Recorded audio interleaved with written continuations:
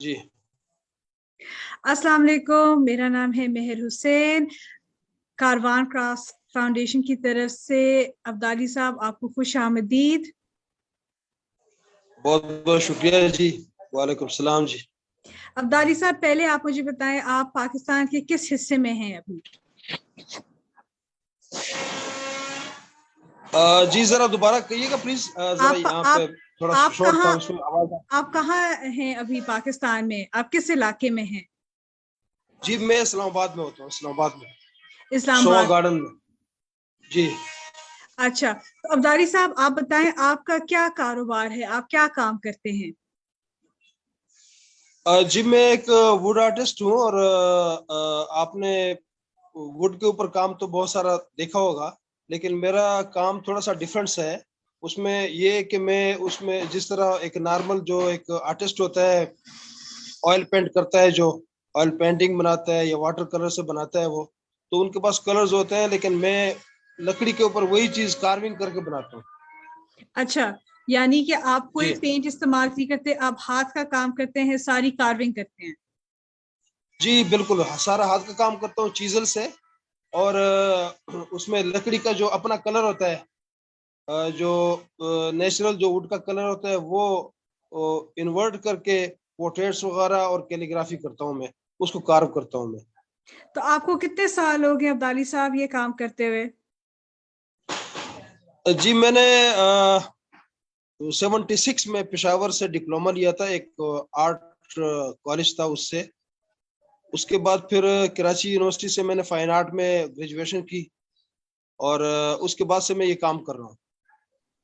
Fantastic. तो अब्दाली साहब, आप ज्यादातर किस तरह की चीजें बनाते हैं? कैलीग्राफी की चीजें बनाते हैं या फूल बनाते हैं? किस तरह की ज्यादा डिमांड आती है आपके पास? मैं कैलीग्राफी भी करता हूँ, उसके बाद जिस तरह सुलस है, सुलस कैलीग्राफी करता हूँ, नस्तालीक भी करता हूँ, और कूफिक जो है, कूफिक डिजिटल जिसको कहते हैं, वो भी करता हूँ। इसके अलावा जो है पोर्ट्रेट्स भी बनाता हूँ मैं।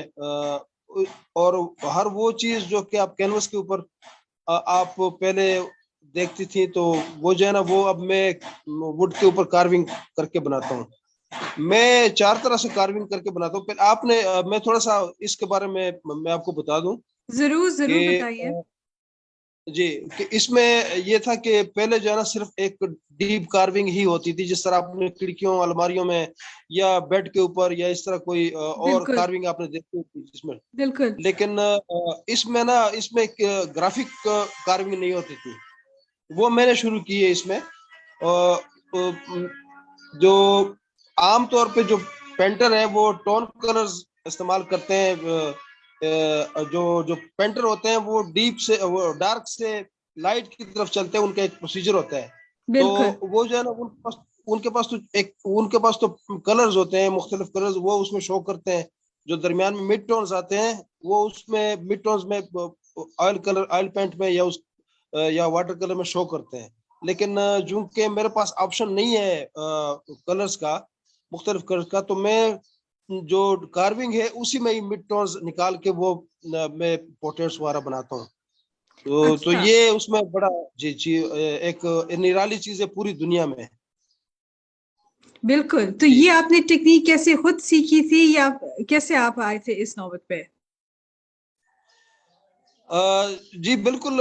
मैं शुरू में तो मैंने ट्रक आर्ट भी सीखा, उसके बाद फिर जो है ना कैलीग्राफी भी मैंने उस्तादों से सीखी, उसके बाद फिर ये इंग्लिश की जो है ना रोमन, और ये जो है बोल्ड, जितनी भी जो है ना कैलीग्राफी है इंग्लिश की, जिस तरह गोथिक है, ये मैंने उस्तादों से सीखी।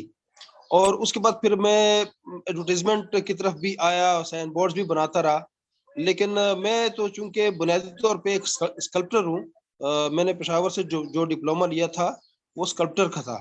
तो इसलिए वो मेरे एक आप ये समझ लें कि रग रग में एक चीज बसी हुई थी। तो वो मैं रफ्ता रफ्ता करता रहा, एक यूनिक चीज की तरफ आने के लिए ना, मैं एक्सपेरिमेंटल बेसिस पे मैं करता रहा इसको। तो एक्चुअली मसला था ये मिड टोन्स का, कि मिड टोन्स को कैसे निकाला जाए, क्योंकि पूरी दुनिया में ना कहीं भी मिड टोन्स नहीं है कि जो कार्विंग से होते हो। तो मैंने उसमें फिर क्या किया कि मैंने जिस तरह एक पेंटर जो है ना, जब वो कैनवस के ऊपर पोर्ट्रेट बनाता है, तो फ्रॉम डार्क टू लाइट वो एक प्रोसीजर उस लेकर चलता है। वो پہلے ڈارک کلر استعمال کرتا ہے, پھر مڈ ٹونز آتے ہیں, پھر اس کے بعد سب سے آخر میں لائٹس مارتا ہے, وہ لائٹ وہ کرتا ہے. وہ جس طرح آپ کی جو فیس میں جو آپ کی نوز ہے, جو آپ کے جو ہے نا چیکس ہیں, اس کے بعد جو آپ کی داڑھی ہے یا پھر مونچھ ہیں, جو بھی ہے, اس کو آپ شو کرنے کے لیے مڈ ٹونز استعمال کرتے ہیں. تو ڈیپ کارونگ میں نے ایک فارمولا بنایا اپنا. اس فارمولے کے مطابق نا میں اس کو کرتا ہوں جیسے آرٹسٹ کرتا ہے اس کو ڈارک کلر, تو میں ڈارک انٹو ڈیپ, یہ ڈارک انٹو ڈیپ, میں بھی ڈیپ کارونگ سے شروع کرتا ہوں. اس کے بعد پھر وہ کرتا ہے لائٹ, جو کرتا ہے لائٹ انٹو سلائٹ, تو سلائٹ کارونگ کر کے وہ لائٹ کرتا ہوں میں اس کو. اس کے بعد جو درمیان میں مڈ ٹونز ہے دونوں, اس کو میں ڈاٹ کارونگ کے ذریعے شو کرتا ہوں, کم ڈاٹس زیادہ ڈاٹس, تو اس سے پورٹریٹ کھل کر سامنے آ جاتی ہے وہ. جی تو عبدالی صاحب یہ کام آپ کے پاس کوئی شاگرد ہیں, آپ کے پاس کوئی ٹیم ہے؟ جی میں 2012 میں اسلام آباد آیا تھا, یہاں مائگریٹ ہوا تھا. میں پہلے کراچی میں تھا, اور کراچی میں میرے 10-12 شاگرد ہیں, وہ ابھی کام کر رہے ہیں. لیکن اصل میں یہ ہے کہ جو یہ کام ہے, جو میرا کام ہے, یہ تھوڑا سا پیشنس والا ہے. اس میں آپ کو بہت زیادہ تحمل کی ضرورت ہوتی ہے, کیونکہ اس میں بہت زیادہ, اس میں کوئی ڈیلیٹ کا آپشن نہیں ہے, اس میں کوئی انڈو کا آپشن نہیں ہے. کہ آپ نے جو سٹروک لگایا, جو چیزل سے جو آپ نے ٹک لگایا نا, وہ فائنل ہو گیا. تو آپ جو ہے نا وہ جو ہے نا وہ ٹک جو ہے نا نو ریٹرن والا ہوتا ہے, اس میں آپ نے واپس نہیں آ سکتے اس کو. جبکہ جب آپ کارونگ جب آپ کرتے ہیں یہ واٹر کلر سے یا پھر پینٹ سے, تو اس کو تو آپ ریموو بھی کر سکتے ہیں, آپ اس کو دوبارہ کلر بھی کر سکتے ہیں. تو میری جو لکڑی پر کام ہے, اس میں جب آپ ایک چیز آپ سے تھوڑی سی بھی مسٹیک ہو جاتا ہے, ایک ٹک لگ جاتا ہے, تو پھر وہ جو ہے آپ اس کو کور نہیں کر سکتے. اس لیے پھر اس پہ پیشنس کی زیادہ ضرورت ہے, اور یہ پیشنس جو ہے نا وہ آپ کے پاس آتا ہے یعنی 45-50 ایج کے بعد. تو یہ جو ینگ جتنے بھی نیشن ہے, جو میرے اسٹوڈنٹس ہیں, میرے پاس جو 10-12 کراچی میں اسٹوڈنٹس ہیں, وہ آئے تھے اسی مقصد کے لیے, لیکن وہ پھر سائن بورڈ کی طرف چلے گئے. وہ کیلیگرافی انہوں نے سیکھی, اس کے بعد پھر مجھ سے جو ہے نا بہت ساری چیزیں سیکھی, اور وہ اس کو جو ہے نا وہ اس کی طرف آ گئے, سائن بورڈ کی طرف. کیونکہ وہ ایک انسٹنٹ ایک منی کے طور پہ آپ کہہ سکتی ہیں اس کو. اس میں آپ کو تھوڑا سا ویٹ کرنا پڑتا ہے, تو ایک پورٹریٹ پہ تقریباً 3-4 دن لگتے ہیں. اس کے مختلف پروسیجرز ہیں. اس کو ہم جلاتے ہیں فرنس میں, اس کو ٹیمپریچر دیتے ہیں, پگمنٹ کلرز کرتے ہیں, پھر وہ میش کرواتے ہیں, اس کے بعد پھر اس کے اوپر کام کرتے ہیں. تو یہ پروسیجر کافی لمبا ہے. اس میں یہ ینگسٹر جو لڑکے ہیں, یہ آتے نہیں ہیں اس میں, تو وہ پھر کیلیگرافی کی طرف چلے جاتے ہیں یا پھر سائن بورڈز کی طرف چلے جاتے ہیں.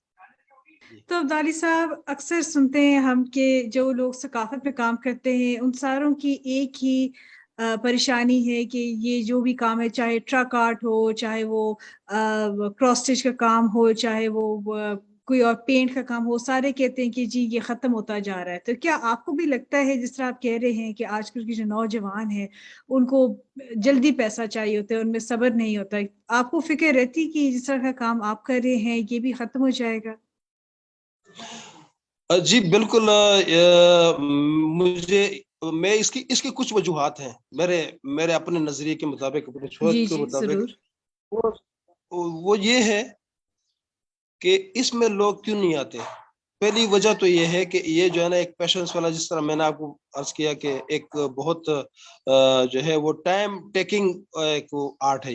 یہ تھوڑا سا مطلب آپ کو ویٹ کرنا پڑتا ہے, بہت سارے پروسیجر میں آپ کو ویٹ کرنا پڑتا ہے. لیکن پھر بھی لوگ, یہ وجہ نہیں ہو سکتی کہ لوگ اس میں نہ آئیں. یہ تو ایک معمولی وجہ ہے. بڑی وجہ یہ ہے کہ اس میں اتنا پیسہ نہیں ہے. پیسہ اس طرح آ سکتا ہے اس میں کہ یہ جتنا بھی ہاتھ کا کام ہے, چونکہ یہ کسی بھی ایک ملک کی, ایک قوم کی نمائندگی کرتا ہے. دیکھیں دنیا میں 2 ہی چیزیں ہیں, یا تو پھر دہشت گردی یا پھر آرٹ ہے. یہ دونوں متضاد چیزیں ہیں.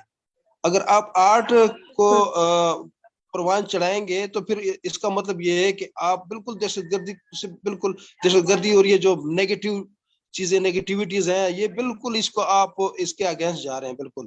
اور ایک ملک کے لیے بہت ضروری ہوتا ہے, کسی ایک نیشن کے لیے, کہ وہ ان چیزوں کو بہت زیادہ پروموٹ کرے, تو تب جا کر اس کا, جیسے ہمارے سامنے یورپین کنٹریز ہیں, ان کا آپ کے سامنے ہے کہ یہ وہ آرٹ میں کتنے آگے نکل گئے ہم سے. اس کی وجہ یہ ہے کہ گورنمنٹ کی ان کے اوپر ان کو سپورٹ ہے. स्पॉन्सर करते हैं गवर्नमेंट को। तो यहाँ पे भी हमारे यहाँ ये है कि एक बंदा जब खुद कर रहा है, अपने रिसोर्सेज इस्तेमाल कर करता है तो ठीक है, अगर उसके पास रिसोर्सेज नहीं है तो इसका मतलब ये है कि वो आर्ट उसका खत्म ही हो रहा है। जब वो उसके रिसोर्सेज होंगे, जब वो जो है ना वो अपना काम करेगा किसी प्रोमिनेंट जगह पे, लोग उसको देखेंगे। आपको पता है कि जब लोग उसको जो है वो अप्रिशिएट करते हैं तो और भी ज्यादा बूस्ट मिलता है उसको। लेकिन यहाँ पे चूंकि वो चीज इसलिए नहीं होती कि वो बेचारा फुटपाथ पे तो बैठ के कर सकता है, लेकिन किसी अच्छी जगह पे, किसी इवेंट में, किसी और जो बड़े एक्सपोज हैं उसमें जो है ना वो बड़ी मुश्किल से, क्योंकि उसके पास जो है ना वो इतनी उसका बैकअप मजबूत होता नहीं है कि वो अफोर्ड कर सके, कहीं स्टॉल लगा सके, कहीं और की जो है वो इवेंट्स में हिस्सा ले सके। तो इसलिए वो, जब तक गवर्नमेंट इस मसले में नहीं आई है आगे, उस वक्त तक, या जिस तरह एनजीओज वगैरह है, जब तक ये आगे नहीं आएंगे एक आर्टिस्ट को प्रमोट करने के लिए, उस वक्त तक मैं समझता हूँ कि ये जो है ना ये बिल्कुल, वो तो कोई भी चीज भी, सिर्फ सिर्फ आर्ट नहीं है, किसी भी चीज को आप सपोर्ट ना करें तो वो बिल्कुल जो है ना वो मरने लगता है, वो खत्म होने लगता है वो। तो बिल्कुल आप इसलिए सही जब कह रहे तक, जी हाँ, तो मैं समझता हूँ कि गवर्नमेंट लेवल पे इसको सपोर्ट करना चाहिए, गवर्नमेंट को स्पॉन्सर करना चाहिए इसको, चाहे वो इवेंट्स हो, चाहे वो कहीं शॉप्स वगैरह हो, चाहे कहीं अरेंजमेंट्स हो। अब मैं आपको बताऊं, इटली में मिलान में एक बाजार गवर्नमेंट ने बहुत बड़ा बनाया है। उसमें आर्टिस्ट जो है वो बैठे हुए होते हैं और वो काम कर रहे होते हैं। उनकी जो चीजें हैं, जो आर्ट वर्क है, वो उधर पड़ा हुआ होता है, उसके ऊपर टैग्स लगे होते हैं रेट के। वो लोग आते हैं, उसके बाद फिर वो उठाते हैं, उनसे बार्गेनिंग नहीं करते, वो अपना काम कर रहा होता है आर्टिस्ट। और ये जो है ना, वहाँ एक डब्बा है, ये लोग उसमें पैसे डाल देते हैं, कोई ज्यादा डालते हैं, कोई उतने ही डालता है, वो कोई बार्गेनिंग नहीं होती। उसके बाद फिर वो चले जाते हैं, अपने मुल्कों को वो चीजें ले जाते हैं। तो इटली की जो है वो जाहिर है वो एक जो उसका इमेज है वो बेहतर हो रहा है, उस मुल्क का इमेज बेहतर हो रहा है, आर्टिस्ट का काम भी लोगों को नजर आ रहा है, और आर्टिस्ट को वहां पे गवर्नमेंट स्टाइपेंड भी दे रही है। उसके बाद फिर कोई शॉप्स का किराया भी नहीं है, और वो उनको इसलिए उनको पता है कि इटली की जो तशख्खुस है वो इन लोगों की वजह से है। तो ये है जी। नहीं बिल्कुल आप दुरुस्त कह रहे हैं कि यहाँ पे आर्टिसंस को सपोर्ट करने की सख्त ज़रूरत है, नहीं तो उनका जो काम है वो फिर आहिस्ता आहिस्ता ख़त्म होता जाएगा। तो अब्दाली साहब, अब आप मुझे बताएं कि अब आपके फ्यूचर प्लान्स क्या हैं, आपने मुस्तकबिल में अभी और किस तरह के काम आपके पास आ रहे हैं ज़्यादातर? जी मुस्तकबिल में तो अगर मैं अपने तौर पे जो मेरा वो है एक बनाया हुआ है, जो मैंने जहन बनाया है, वो ये है कि यहाँ पे जितनी बड़ी आपके पास शॉप होगी उतनी ही आपका जो है ना बड़ा, जहाँ मतलब है आपकी सेल्स बढ़ेगी। मैं तो सेल्स की हद तक ना इसको, क्योंकि हमारी जो सोच है वो सेल्स वाली है कि सेल सेल बढ़े, और हम कम से कम ये ना इस सिचुएशन से निकले जो हैंड टू माउथ आर्टिस्टों की सिचुएशन है ये। लेकिन एक ब्रॉडर एस्पेक्ट में मैं ये कह सकता हूँ कि जिस तरह आपकी माशाल्लाह जो कारवान क्राफ्ट्स है, ये जो है ना ये इन्होंने बहुत अच्छा सपोर्ट किया आर्टिस्टों को, और उनकी ट्रेनिंग भी की। और उसके बाद फिर यहाँ पे लोकपुरसा में, उसके बाद लाहौर में एक बहुत अच्छी जगह पे आपने उनको फैसिलिटेट किया, मॉल पे इनकी एग्जीबिशन भी करवाई आपने, और उस बड़ी अच्छी सेल भी हो गई उनकी। तो ये सेल किया तक तो थोड़ा सा एक लालच होगा, अगर मैं ये कहूँ आपकी जो मतलब इंसानी नहीं अगर मतलब एक बिजनेस है, कारोबार है आपका, हर किसी ने खाना बिल्कुल हाँ, पीना जीना है आखिर, जिसमें जी हाँ लालच तो बिल्कुल, जी बिल्कुल भी हाँ, नहीं आती। जी जी बिल्कुल हाँ। तो ये तो एक हो गया कि आपने एक इंसानियत के साथ भलाई की। दूसरी भलाई ये हो गई कि आपने आर्ट को प्रमोट किया, आपने आपने उसकी ट्रेनिंग भी की, आपने उनको जो है सिर्फ ये नहीं है कि मैं एक चीज बनाता रहूं और रोबोट की तरह लगा रहूं, आपने बिल्कुल एहसास किया, कारवां ने एहसास किया, और उस रोबोट को मुतहर्रिक किया, ताकि लोगों के अंदर मतलब है कि जिस तरह बाकी सोसाइटी के मेंबर्स हैं उनकी तरह एक आर्टिस्ट भी जिए, और उसको भी उतनी ही प्रमोशन मिले जिस तरह बाकी जो है ना ये लोगों को मिलती है यहाँ पे। तो आप लोगों का बहुत बहुत शुक्रिया कारवान वालों का। और इसी तरह मैं ये समझता हूँ कि अगर इस तरह की जो है ना जो फाउंडेशंस हैं और एस्टेब्लिशमेंट्स हैं, जिस तरह छोटे छोटे ऑर्गेनाइजेशंस हैं, वो जो है वो आगे आए और आर्टिस्टों को प्रमोट करें, तो ये इंसानियत के साथ भी भलाई होगी, और एक पाकिस्तान के साथ भी भलाई होगी। क्योंकि पाकिस्तान के अंदर आर्ट जो है ना बहुत ज्यादा है, बहुत ज्यादा है। जिस तरह यहाँ पे स्ट्रीट में आर्ट पड़ा हुआ है, लोगों के जो है ना वो मतलब स्टूडेंट्स है वो आ रहे हैं अपने अपने हिसाब से, वो उसको کرتے ہیں. ہم دیکھتے ہیں نا بچپن سے اب تک دیکھتے رہے ہیں کہ مختلف چیزیں. یہ آرٹ ایسے نہیں ہے, یہ مطلب بچپن میں یہ بچے جو ہے نا یہ کرتے رہے اس کو, اس کے بعد پھر بڑے ہو کر ایک ضرورت کے تحت تو اس طرح ایک آرٹ بنتا ہے. یہاں بالکل آپ صحیح پہ کہہ رہے ہیں. یہاں پہ تو ایک ہم بیسک میں صرف لگے ہوئے ہیں کہ چند آرٹ ہیں ان کو ہی پروموٹ کرنا ہے, لیکن باہر ملک میں اگر ہم دیکھیں تو ادھر ایک آرٹ سے ایک اور آرٹ نکل رہے ہیں, 3-4 اور, مطلب بہت زیادہ اس چیز کے اوپر بہت زیادہ ایمفیسائز کرتے ہیں, بہت زیادہ اس کو اپنا رہے ہیں وہ, اور کرتے ہیں اس کو. گورنمنٹ سپورٹ بھی کرتی ہے, ان کی مالی کنڈیشن بھی اچھی ہوتی ہے ان کی. تو یہاں بالکل صرف اور صحیح. صرف یہ ریسورسز جو ہے وہ ہمارے پاس تھوڑے کم ہے. تو یہ کہ ہم پیٹ پالیں یا پھر جو ہے آرٹ کو پروموٹ کریں, یہ چیز ہے. بالکل صحیح. تو عبدالی صاحب آپ کا کوئی فیس بک اکاؤنٹ ہے جہاں پہ لوگ جا کے دیکھ سکتے ہیں آپ کا کام؟ جی بالکل, میرا اگر فیس بک میں آپ سرچ کریں گے #عبدالی ووڈ آرٹسٹ تو میرا آ جائے گا اس پہ, عبدالی ووڈ آرٹسٹ #کے ساتھ. اور دوسرا یہ ہے کہ بیل آرٹ کے نام میرا پیج ہے, وہی بیل آرٹ بھی ہے, وہ بیل آرٹ کے انسٹاگرام پہ بھی ہے. اس کے بعد پھر جو ہے وہ یوٹیوب میں بھی جو ہے نا بہت ساری ویڈیوز ہیں. گوگل پہ بھی اگر #عبدالی ووڈ آرٹسٹ کے نام سے سرچ کریں گے تو وہ آ جائے گا سارا, میرا پورا جتنا بھی ڈیٹا ہے سارا آ جائے گا. انسٹاگرام پہ واٹس ایپ کے اوپر لوگ مجھ سے کانٹیکٹ کرتے ہیں, اور واٹس ایپ پہ مجھے پورٹریٹس وغیرہ بھیجتے ہیں لوگ. میں ان کو ہوم ڈلیوری ہماری فری ہے یہاں پنڈی اسلام آباد میں. باقی جو شہروں میں یا باہر بھی میرا کام جا رہا ہے تو وہ اپنے اس کے اوپر لے کے جاتے ہیں خرچے کے اوپر. تو باقی یہاں پہ جو ہے نا پنڈی اسلام آباد میں میری ہوم ڈلیوری فری ہے. یہ پورٹریٹ ایسی چیز ہے کہ جس طرح پہلے آپ دیکھتے تھے کہ یہ جو جب لوگ شادی کر لیتے تھے تو وہ ایک البم بناتے تھے شادی کا, بالکل وہ بہت لازمی چیز ہوتی تھی. تو اب ماشاءاللہ لوگ اس کی طرف آ رہے ہیں کہ ووڈن پورٹریٹ بناتے ہیں, وہ میاں بیوی جو ہے دلہا دلہن, وہ یہ بڑا اچھا کریز چل پڑا ہے اس کا, اور وہ اس سے ہمارا بھی کام چل رہا ہے ماشاءاللہ. چلے عبدالی صاحب, انشاءاللہ اللہ آپ کے کام میں بہتر لائے گا, برکت لائے گا. تھینک یو سو مچ عبدالی صاحب, آج آپ نے وقت نکالا ہے انٹرویو کے لیے. Very grateful to you sir. Thank you. بہت شکریہ میڈم, بہت شکریہ. اللہ حافظ. خدا حافظ. خدا حافظ. اللہ حافظ.